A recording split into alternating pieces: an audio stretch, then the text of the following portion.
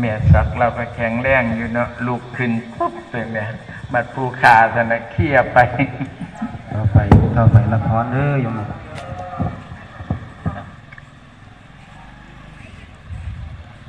ยัตถาวาริวหาปุราภริปุเรนติสังขรังเอวเมวะอิโตทินังเปตานังอุปกัปปติอิติตังวะติตังสุหังคิปะเมวะสมิจตุสัพเพปุเรนตุสังกปาทันโตปนารโสยถามณิโชติระโสยถา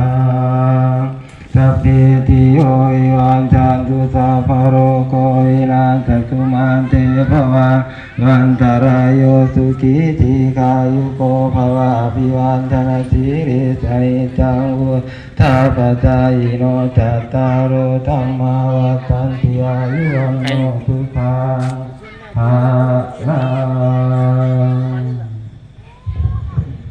ใบสักแน่ๆเลยอะระหังสัมมาสัมพุทโธภะคะวา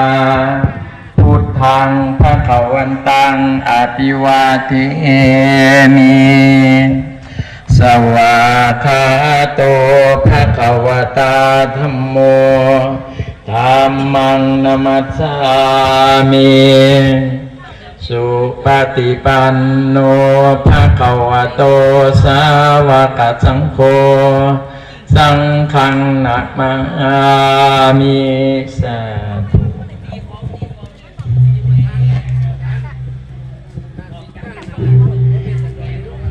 ได้ยินเสียงของยังเคยเป็นบุญเป็นท่านเนาะอีเมเนาะอ้าวในช่วงนี้นะครับเนาะสำหรับวันที่17ซึ่งเฮาได้โฮมบุญมาตั้งแต่เช้าเรียงลำดับพิธีการต่างๆจนมาถึงช่วงนี้นะครับเนาะเวลา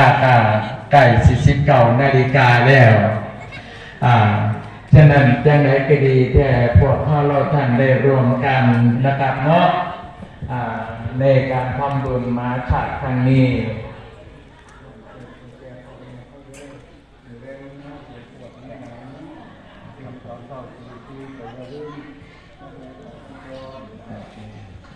ครับผมสำหรับวันนี้ก็ได้ทางไปด้วยดีนะครับเนาะจนมาถึงช่วงนี้แล้วก็มืออื่นเศร้าเด้ออีเมลเด้อมืออื่นเศร้าขันลุกมาได้ตี4นะครับเนาะกำหนดเอาตี4เนาะแห่เข่าพันก้อนขันมาได้กายมาดวงนะครับครับผมขอให้เดินทางโดยความปลอดเอาไปกินข้าวกินน้ำก่อนตีอีเมลเดินเด้อถ้าแม่ครอบคนใดเฮ็ดกับข้าวกับน้ำไว้บ่นะครับสำหรับวันนี้นะครับเนาะพิธีการต่างๆทางด้านศาสนาเฮาก็เดินทางมาถึงช่วงสุดท้ายนะครับเนาะนั่นก็คือเทศมาไล่หมื่นมาไล่แสนของวันนี้และดำอื่นเศร้าได้ขอเชิญชวนท่านพ่อท่านแม่เด้อทุกท่านทุกคนนะครับเนาะเอาได้มาร่วมกันในพิธีแห่เข่าพันก้อนนะครับเพราะว่าปีหนึ่งมีครั้งเดียวได้แห่เข่าพันก้อนนะครับเนาะกายาหลังจากที่เฮาแห่เข่าพันก้อนเสร็จนะครับเนาะแล้วก็จะได้ฟังเทศสังฆานะครับเป็นขั้นตอนต่อไปหลังจากที่เทศสังฆาเสร็จแล้วเฮาก็จะได้ถวายภัตตาหารจตุปัจจัยชยทานต่างๆแก่หรือว่าทำบุญตักบาตรในวันที่เราได้ร่วมกันทำบุญมานะครับเนาะฟังพระสงฆ์เสพพัฒกิจนะครับต่างๆแล้วเฮาก็ได้พระสงฆ์พระนักเทศน์เป็นมาฮอดมาถึงเฮาก็สิได้กราบปรารถนานิมนต์เป็นขึ้นสู่ธรรมะสงฆ์เพื่อเทศน์พระเวสสันดรเป็นการต่อไปได้รับสำหรับที่นี่ท่านพ่อท่านแม่งานบุญมหาชาติเท่ากับมีภาพยนตร์ของเปิดฟิล์มภาพยนตร์นะครับหรือว่าเปิดฟิล์มขวัญใจไทยบ้านนะครับเนาะติดต่อได้ช่างวิทย์นะครับเนาะเบอร์โทรศัพท์086-231-4093นะครับฝากท่านพ่อท่านแม่มีการมีงาน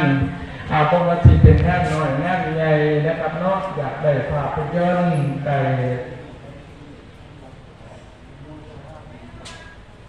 นะครับอยากได้ภาพยนตร์ไทยใส่ในสมโภชในงานที่ทำมือนี้นะครับเนาะเปิดที่ภาพยนตร์นะครับเนาะวันนี้เมษาได้มาสมโภชในงานบุญมหาชาติเท่าเอาบอกไปหลายกับมันย่ามันยืดเปิดพุ่มไม่คว่ำบ่อยยังหลายนะครับเนาะสำหรับมือนี้การประชาสัมพันธ์งานบุญต่างๆถ้าปฏิยุทธ์นี้เอาไว้สักนี้นะครับบัดนี้มอบหน้าที่กองเปิดฟิล์มภาพยนตร์ขวัญใจไทยบ้านนะครับโดยช่างวิทย์นะครับขอเชิญเลยครับ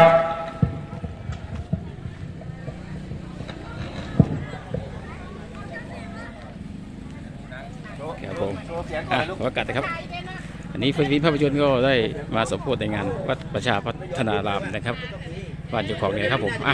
ขออนุญาตบัตรครั้งที่2แล้วเนี่ยขอทำการแสดงครับผมสำหรับคลิปนี้ขอจบไว้สักนิดครับพี่น้องเจอกันคลิปหน้านะครับเนาะสวัสดีครับ